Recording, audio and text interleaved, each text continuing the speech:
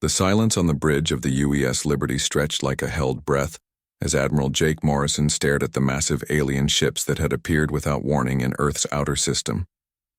12 different vessel designs hung in space before them, each one representing a different species that had joined the Zenthari Empire.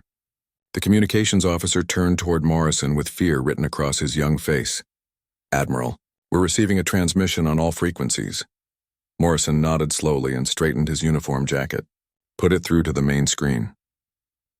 The holographic display flickered to life, showing a creature that looked like a cross between a mantis and a spider. Its multiple eyes focused on Morrison with what could only be described as contempt. Behind the lead alien, Morrison could see representatives from 11 other species, all watching with the same arrogant expression. "I am High Commander Vextar of the Zenthari Coalition." The creature spoke through a translation device that made its voice sound mechanical and cold. "You will surrender all human colonies beyond your home system immediately. You have 72 of your Earth hours to comply." Morrison felt his jaw clench but kept his voice steady. "And if we refuse?" The alien's mandibles clicked in what might have been laughter. "Then we will demonstrate why 17 civilizations before you chose submission over extinction. You humans stumbled into space travel barely 2 centuries ago. We have ruled the galaxy for over 3,000 years. Captain Lisa Bradford stood at her station aboard the defense vessel New York, watching the same transmission from her position near the outer colonies. Her ship was one of 50 human vessels scattered across the frontier worlds, protecting the farming communities and mining operations that kept humanity fed and supplied. She had served in the human fleet for 15 years, and had never seen anything like the alien armada that now threatened everything she had sworn to protect. The transmission continued as High Commander Vextar gestured toward the other alien representatives. The Corvani conquered 17 star systems in their name. The Tekmor destroyed 4 entire species who dared resist. The Zelthar turned 3 civilizations into slave races before breakfast on their conquest day. You humans are nothing compared to what we have faced and defeated. Bradford watched Morrison on the screen and saw the Admiral's hands clench into fists behind his back. She knew that look. Morrison was a veteran of the colony wars, where human settlements had fought off pirate raids and hostile alien encounters for decades. He was not a man who backed down from a fight. "High Commander," Morrison replied carefully, "humanity appreciates your offer, but we need time to consider such a significant decision. Perhaps we could arrange a diplomatic meeting to discuss terms." Vextar's multiple eyes seemed to narrow. "There are no terms to discuss. Surrender or die. Those are your only choices. We have tracked your species for 50 of your years, studying your primitive military capabilities and your simple technologies. You cannot stand against the combined might of 12 advanced civilizations."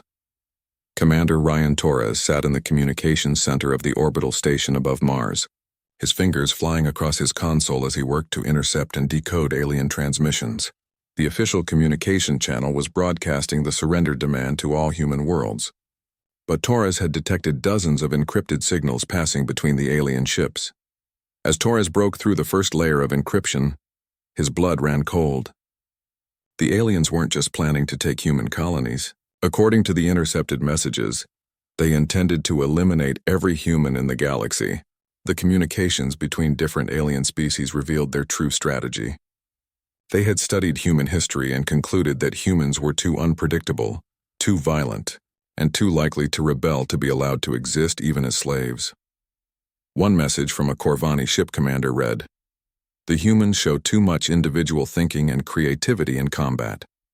They do not follow standard battle protocols. They cannot be controlled like our previous conquests." Another transmission from a Tekmor vessel stated, "These humans wage war differently from any species we have encountered. They use deception and unpredictable tactics. It would be safer to eliminate them completely rather than risk future rebellion." Torres realized that the 72-hour ultimatum was just for show. The aliens had already decided to wipe out humanity regardless of whether they surrendered or not. They were simply giving humans enough time to gather their fleets in defensive positions, making it easier to destroy them all at once. Back on the Liberty, Morrison continued his dialogue with the alien commander, while his staff worked frantically behind him. "High Commander, surely there must be some arrangement we can reach. Humanity has always been willing to negotiate." Vextar's mechanical voice carried a tone of growing impatience. You speak of negotiation as if you have something to offer. Your weapons are primitive projectiles and basic energy beams. Your ships are slow and clumsy compared to our vessels. Your military strategy consists of charging forward and hoping for the best. What could you possibly negotiate with? Morrison felt something shift inside him as he listened to the alien's dismissive words. This creature and its coalition partners had already decided humanity's fate. They saw humans as nothing, more than another primitive species to be crushed. Under their superior technology and numbers, the Admiral glanced at his communications officer and saw Torres's urgent signal coming through on a secure channel. Morrison read the decoded message quickly and felt his expression harden. So the aliens planned to kill every human regardless of surrender. They thought humans were too dangerous to be allowed to live, even as slaves. Morrison looked back at the alien commander and smiled coldly. High Commander Vextar, I want to thank you for being so honest about your intentions. It makes our decision much easier. The alien's eyes focused more intently on Morrison. Then you will surrender your colonies? Morrison shook his head slowly. No, High Commander. We won't be surrendering anything. Instead, I have a message for you and your coalition. The Admiral stepped closer to the communication screen and his voice dropped to a dangerous whisper. You wanted war. Now we'll show you how it's done. Morrison nodded to his communications officer, who immediately began broadcasting the message on all human frequencies throughout the galaxy. Every human ship, every colony, every military installation would receive the same message within minutes. High Commander Vextar's mandibles clicked rapidly, in what Torres now recognized as anger. You choose extinction over wisdom, Admiral Morrison. We will begin orbital bombardment of your outer colonies immediately. When your people see their farming worlds burning, they will beg us to accept their surrender. Morrison's smile grew wider and more threatening. High Commander, you've made one critical mistake in your calculations. What mistake? Vextar demanded. You've been studying us for 50 years, but you still don't understand what makes humans different from your previous conquests. Morrison replied. We don't fight to win territory or to prove we're superior. We fight because someone threatened our families. And when humans fight for their families, we don't just win. We make sure the threat never comes back. Captain Amy Johnson received Admiral Morrison's transmission while her ship, the Dakota, moved through the asteroid belt near the mining colony of New Haven. The Xanthari had made their first move just 6 hours after Morrison's declaration, sending a massive bombardment fleet toward 3 human agricultural worlds. Johnson watched the tactical display as enemy ships approached the defenseless farming settlements, their weapons charging for orbital destruction. The alien fleet moved in perfect formation, just as every military textbook said they should. Their ships maintained precise distances from each other.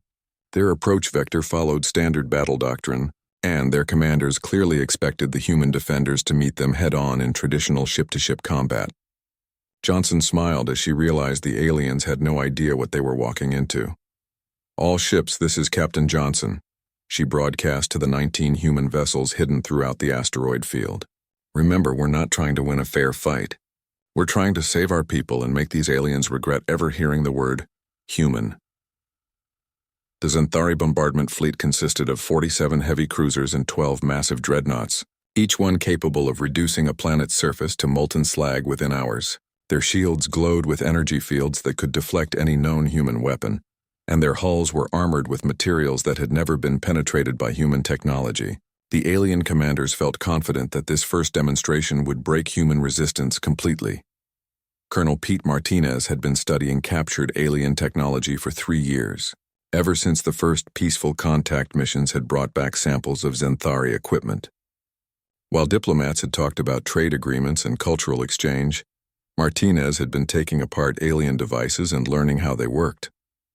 Now, as he watched the enemy fleet approach New Haven, he activated the modifications his team had spent months preparing. The first surprise came when the Xanthari fleet reached what they calculated as maximum human weapons range. Instead of the primitive projectile weapons they expected, the human ships opened fire with modified alien plasma cannons that had been reverse-engineered and improved. The aliens had never seen their own technology used against them, and their tactical computers had no defense protocols for weapons that matched their own energy signatures. Johnson's ship fired first, sending a stream of enhanced plasma directly into the lead Xanthari dreadnought. The alien vessel's shields flickered and failed as the modified weapons overloaded their defensive systems. The Xanthari commander tried to return fire, but Johnson's ship had already disappeared back into the asteroid field, using the massive rocks as cover in a way no civilized military force would consider proper. Dr. Kate Sullivan monitored the battle from her research station on the moon, analyzing the alien response patterns and communication frequencies. What she discovered changed everything humans thought they knew about the Xanthari coalition. The alien species in the fleet were not communicating through normal radio transmissions like humans did. Instead, they used a form of shared consciousness that allowed them to coordinate their movements with perfect precision. This shared consciousness was their greatest strength in normal battles, allowing them to fight as a single unified organism rather than individual ships. But Sullivan realized it was also their greatest weakness when facing an unpredictable enemy. The aliens could only function when they could anticipate their opponent's next move. Human tactics, which relied on deception and sudden changes in strategy, completely confused their collective decision-making process. The second wave of Johnson's attack proved Sullivan's theory correct. Instead of retreating after the first strike like any reasonable military force would do, the human ships attacked from 6 different directions simultaneously. Some ships fired from behind asteroids, others used mining equipment as improvised weapons, and several vessels launched modified cargo containers filled with explosives that looked like debris until they detonated against alien hulls. But the Xanthari fleet tried to respond with their standard formation tactics, but their shared consciousness couldn't process the chaotic nature of human warfare. Every time they moved to counter one human attack, 3 more strikes came from unexpected angles. Their perfect coordination became a liability as they struggled to adapt to an enemy that refused to follow any known military doctrine. Martinez watched with satisfaction as his modified weapons continued to tear through alien shields. The humans had taken Xanthari plasma technology and added human engineering principles, creating weapons that were more efficient and powerful than the originals. Where alien weapons were designed for precision and controlled energy output, human modifications focused on raw destructive power and maximum damage per shot. The third surprise came when the aliens tried to retreat after losing 8 of their heavy cruisers. Johnson had anticipated this move and positioned her fastest ships along the aliens' most likely escape routes. As the Xanthari fleet attempted to withdraw in good order, they found themselves facing human vessels that had been waiting in ambush positions for hours. The human ships used hit-and-run tactics that the aliens had never encountered before. Instead of engaging in prolonged battles, the human captains would strike hard and fast, then disappear before the aliens could mount an effective counterattack. Each human vessel carried modified engines that allowed them to accelerate faster than any Xanthari ship, giving them the ability to choose when and where to fight.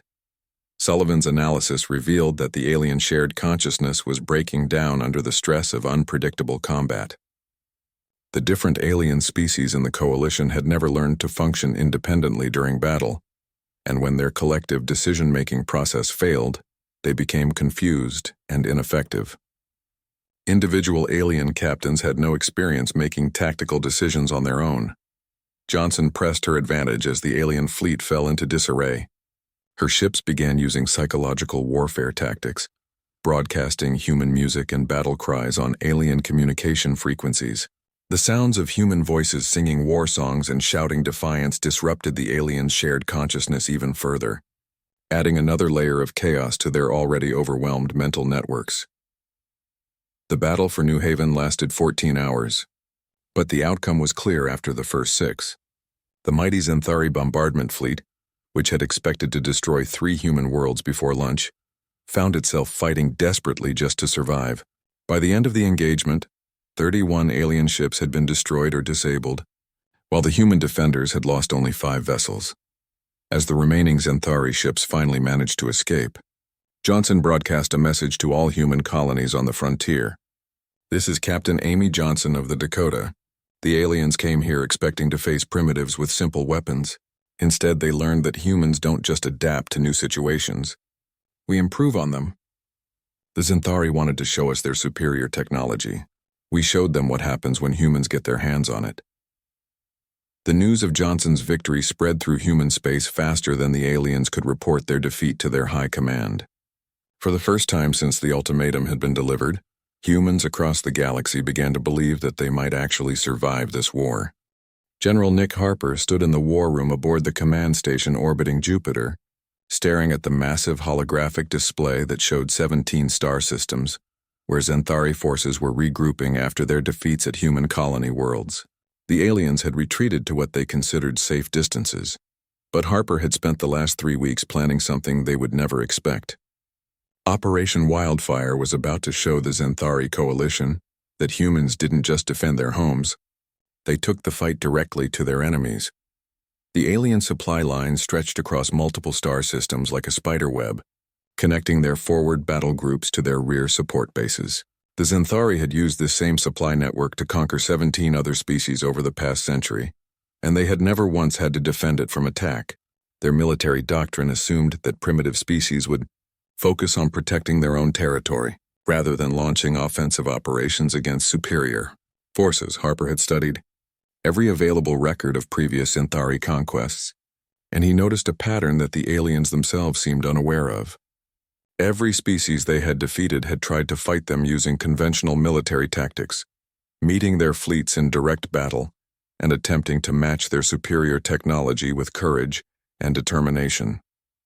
Every single one of those species had been wiped out within months. Lieutenant Commander Ashley Clark received her mission briefing while her strike team prepared their assault ship in the docking bay of the research vessel Phoenix.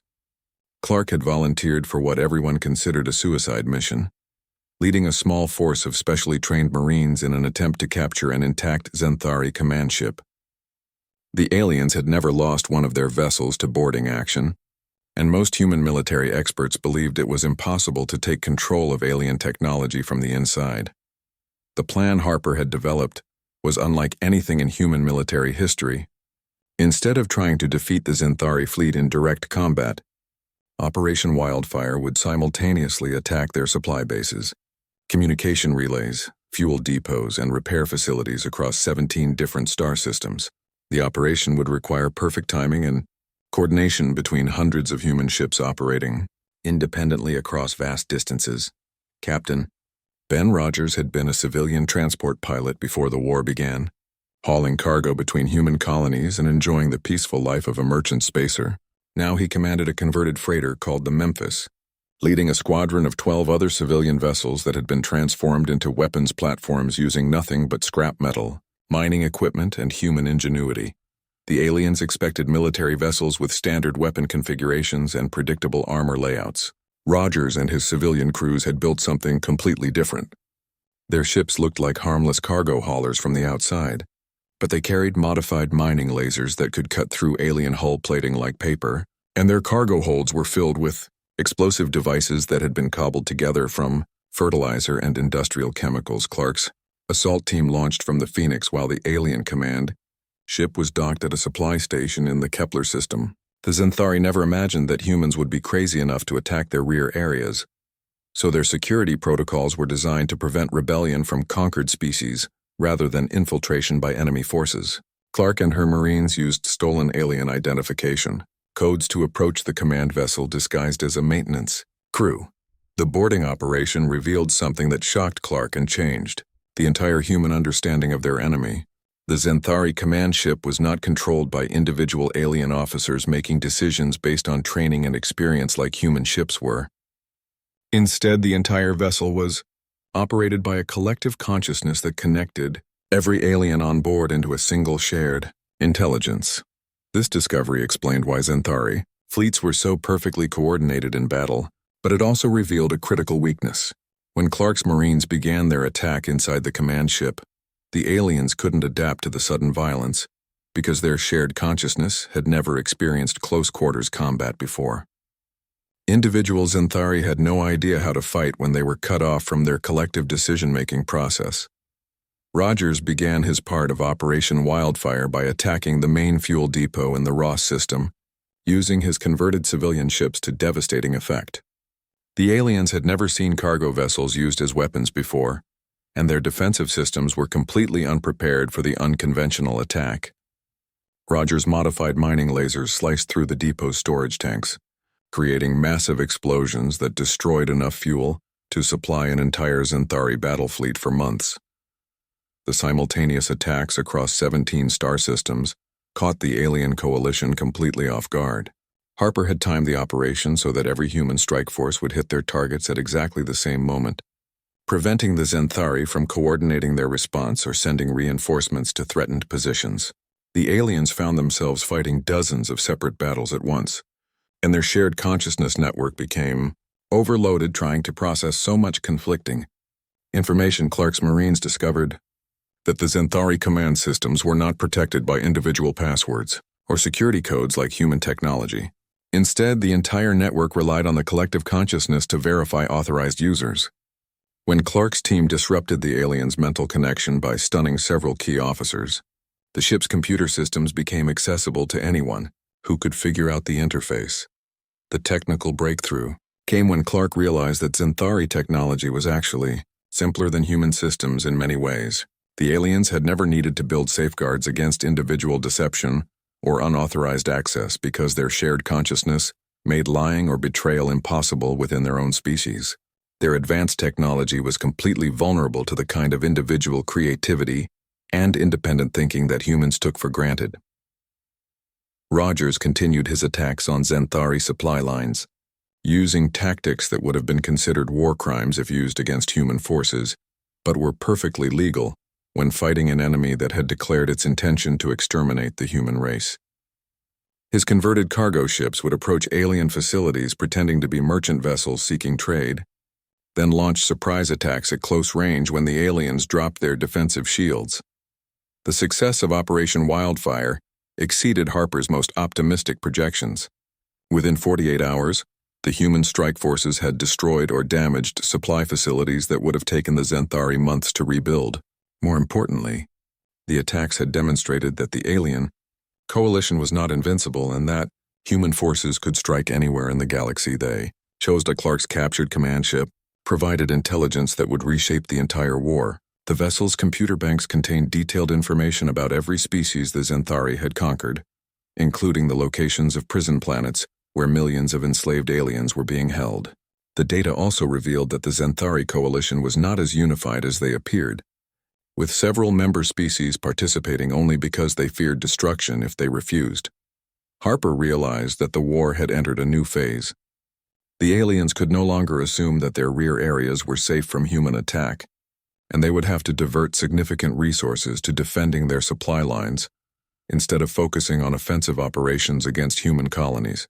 For the first time since the war began, the Xanthari coalition was being forced to react to human actions instead of dictating the terms of engagement. The final piece of intelligence from Clark's mission revealed the location of the Xanthari High Command Center, where the leaders of all 12 species in the coalition made their strategic decisions. Harper began planning humanity's most ambitious operation yet, one that would take the war directly to the alien center of power and show them that humans were no longer content to simply defend themselves. Admiral Chloe Davis watched the tactical display aboard her flagship, the Boston, as scattered Xanthari forces attempted to regroup in the Outer Rim territories. The aliens had abandoned their forward positions after Operation Wildfire destroyed their supply networks, but Davis knew that retreating enemies were often more dangerous than advancing ones. Her fleet of 67 human ships had been hunting the alien forces for 2 weeks, and she was beginning to understand something important about her enemy. The Xanthari coalition was not retreating in an organized fashion like a professional military force would do. Instead, they were fleeing in panic, abandoning equipment and leaving behind the very alien species they had claimed to protect. Davis had intercepted communications showing that several member species of the coalition were questioning why they should continue fighting for the Xanthari when the supposedly superior commanders were running away from human forces. Major Steve Wright had established his forward command post on the liberated world of Kepler Prime, where his team was making contact with alien prisoners who had been freed during the human offensive. Wright had been a military historian before the war, and he found himself fascinated by the stories these liberated aliens told about their conquest by the Xanthari coalition decades earlier. The first group Wright interviewed were the Vaxi, a species of tall, thin humanoids whose homeworld had been conquered 43 years ago. Their leader, a female named Kethra, explained that the Zenthari had destroyed their military in a matter of days, using the same tactics they had tried against humanity. The Vaxi had fought bravely but conventionally, meeting the alien fleets in direct battle and losing every engagement. Wright realized that the Zenthari had a standard playbook they used against every species they encountered. They would demand surrender, demonstrate overwhelming force, destroy the enemy military in conventional battles, and then rule through fear and superior technology. The system had worked perfectly for over a century because no species had ever fought back using unconventional methods. Commander Helen Cross led a reconnaissance mission deep into Zenthari territory, using captured alien ships and identification codes to infiltrate their core systems. Her team of 12 specialists had spent months learning to operate Zenthari technology, and they could now pass for a legitimate alien patrol when viewed from a distance. The intelligence Cross gathered during her deep penetration missions shocked human command. The mighty Zenthari empire that ruled through fear and intimidation was actually a collection of cowards who had never faced real resistance. Their homeworld was defended by ancient automated systems rather than active military forces, and their leadership spent most of their time in underground bunkers rather than commanding from the front lines. Davis pressed her advantage as the alien forces continued their disorganized retreat. Her ships used the same hit-and-run tactics that had proven so effective in earlier battles, striking fast and disappearing before the Zenthari could mount an organized response. Each victory brought more liberated alien prisoners who were eager to share intelligence about their former captors.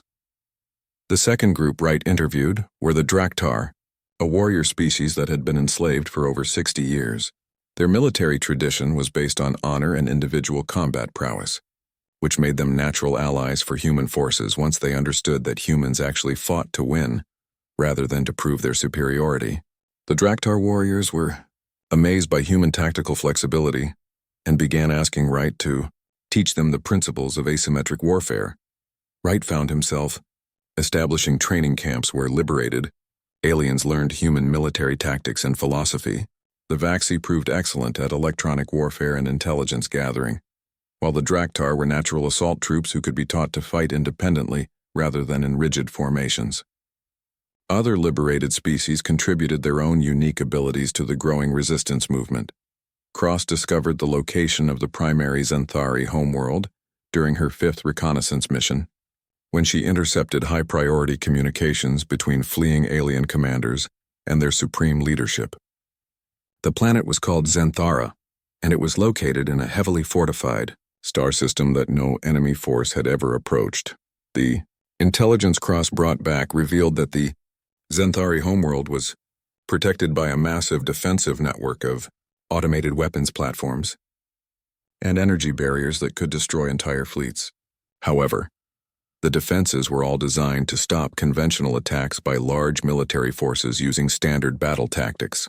No one had ever considered the possibility that a small team of infiltrators might bypass the automated systems entirely. Davis realized that humanity had reached a turning point in the war. The scattered Zenthari forces could be hunted down and destroyed over time, but the real victory would come from striking at the heart of their empire and demonstrating to every species in the galaxy that the supposedly invincible coalition could be defeated completely. Wright's training programs were producing results that exceeded all expectations. The liberated alien species were not just learning human tactics, they were improving on them by adding their own unique capabilities. The Vaxi could hack Zenthari communications in ways that humans never could, while the Draktar could fight in environments where humans would struggle to survive. The growing resistance movement began launching its own operations against Zenthari targets, using intelligence provided by Cross and tactics taught by Wright. These attacks were even more unpredictable than human operations because they combined human, strategic thinking with alien abilities that the Zenthari had never seen used against them. Cross led her final reconnaissance mission to Zenthara itself, using a captured Zenthari diplomatic vessel to approach the homeworld without triggering the automated defenses. What she found there changed everything humans thought they knew about their enemy. The Zenthari homeworld was not the center of a mighty galactic empire. Instead, it was a dying planet populated by a species that had grown soft and weak from centuries of ruling through intimidation rather than strength. The Xanthari had not fought a real war in over 300 years, and their military leaders were bureaucrats who had never seen actual combat. The Supreme Xanthari Council lived in luxury, while their military forces died fighting humans across the galaxy. They had grown so accustomed to easy victories over primitive species that they had never developed the warrior spirit necessary to face a determined enemy. Cross realized that the entire Xanthari Empire was built on a foundation of fear and lies rather than actual military capability. Davis received Cross's final report while her fleet was mopping up the last organized Xanthari resistance in the outer territories. The admiral realized that humanity had already won the war, even if the Xanthari leadership had not yet admitted defeat. The alien coalition was collapsing from within as member species abandoned their former masters and joined the human-led resistance.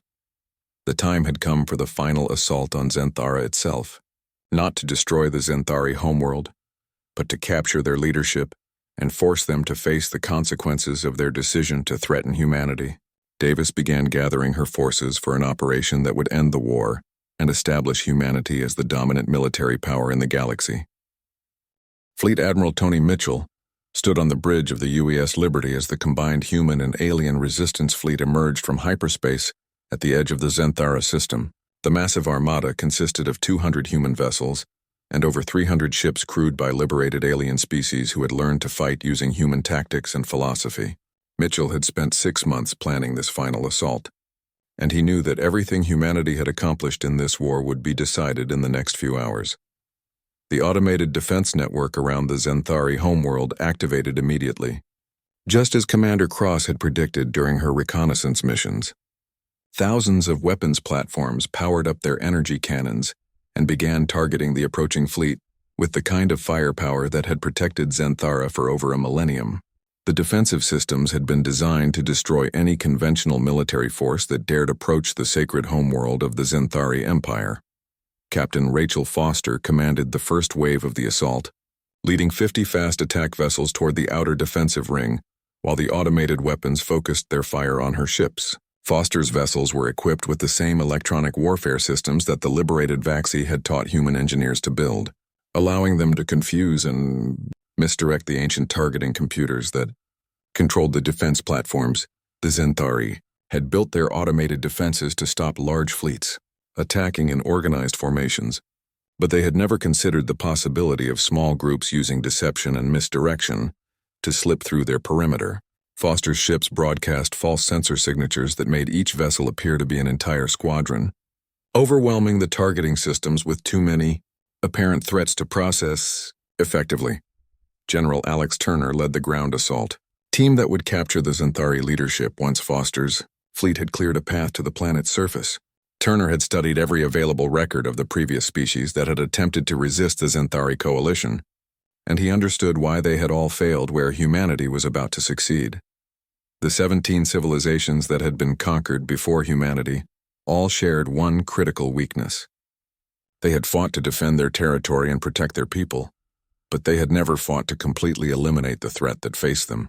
Each conquered species had hoped for negotiated peace or honorable surrender, never realizing that the Xanthari coalition would accept nothing less than total domination or complete extermination. Turner's assault force included warriors from 12 different liberated species, all working together using tactics that combined human strategic thinking with alien capabilities. The Draktar provided heavy assault troops who could fight in any environment, while the Vaxi handled electronic warfare and communications jamming. Other species contributed their own unique skills to create a military force unlike anything the galaxy had ever seen. Foster's attack succeeded beyond all expectations, as her ships penetrated the outer defensive ring and began systematically destroying the weapons platforms from within their own perimeter. The automated systems had no programming to deal with enemies that were already inside their protective barrier, and the ancient computers began shutting down in confusion as their targeting algorithms failed to function properly. The breakthrough came when Foster's electronic warfare specialists, working with liberated Vaxi technicians, managed to hack into the central control system that coordinated all of Xanthara's defenses. The Xanthari had assumed that their technology was too advanced for any primitive species to understand, but they had never considered that humans would teach other species to work together in ways the galaxy had never seen before. Mitchell watched with satisfaction as the defensive network began turning its weapons on itself, with hacked platforms targeting other automated systems and a cascade of friendly fire incidents that crippled the entire perimeter defense within minutes. The mighty fortress that had protected the Zenthari homeworld for 1,000 years was brought down not by superior firepower but by the kind of creative problem-solving that only humans seemed capable of teaching to others. Turner's ground forces landed on Zenthara's surface to find a planet that was nothing like what they had expected. Instead of a military stronghold filled with elite warriors defending their homeland, they discovered a world of soft, pampered civilians who had never experienced real hardship or conflict. The Zenthari population had grown weak and complacent during their centuries of ruling through fear rather than strength. The Supreme Zenthari Council was found hiding in their underground bunker complex, surrounded by luxury accommodations and entertainment systems, rather than military equipment or strategic planning centers. The alien leaders who had ordered the extermination of humanity were revealed to be cowards who had never personally fought in any of the wars they had started. High Commander Vextar, the same alien who had delivered the original ultimatum to Admiral Morrison, was dragged before Turner in chains along with the other members of the coalition leadership. The creature that had seemed so arrogant and threatening during the initial negotiations now trembled, with fear as it faced the human general who had conquered its homeworld. Turner studied the defeated alien commanders and realized that this moment represented more than just the end of a war. The Zenthari coalition had ruled the galaxy through intimidation and superior technology for over a century, conquering 17 different civilizations and enslaving billions of beings. Their defeat by humanity would send a message to every species in the galaxy that tyrants could be overthrown and oppressed. Peoples could fight back and win. The formal surrender ceremony took place in the same chamber where the Zenthari leadership had planned the extermination of humanity just months earlier. Turner stood before the defeated aliens and spoke not just to them, but to representatives from every liberated species who were present to witness this historic moment. High Commander Vextar, you made a critical error when you threatened the human race, Turner began, his voice carrying clearly through the chamber's communication systems to broadcast across the galaxy. You assumed that we were just another primitive species that would crumble under pressure, like your previous conquests. You never understood the fundamental difference between your empire and humanity. The alien commander's multiple eyes focused on Turner with a mixture of fear and confusion. What difference? Vextar asked through its translation device.